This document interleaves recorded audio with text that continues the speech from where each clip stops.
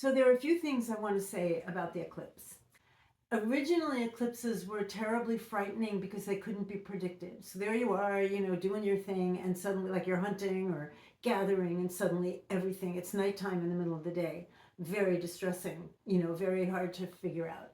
Then humans figured out how to predict eclipses.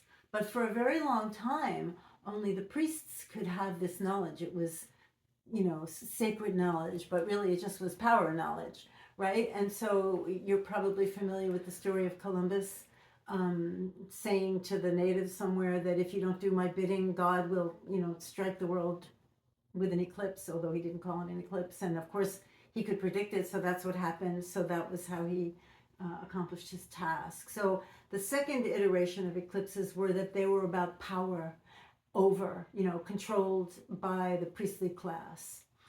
But now everybody knows when there's going to be an eclipse. Nobody is really going to be shocked that there's an eclipse on April 8th. And so the meaning of what an eclipse is has shifted for us. And I think that, to put this in a very short form, the notion we should have is that we are a vessel. We are like a vessel for energy that's coming into and onto the planet on April 8th that is coming through the lens of Aries. So it's about this whole notion of individuality and whether or not there's too much of it and what that means and how we can contain it.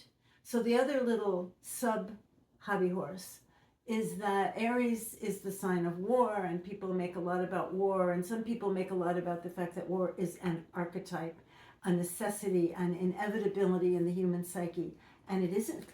Aries and Mars are the archetype. If we make war with that, that's a kind of pathological manifestation of what Aries and Mars are about.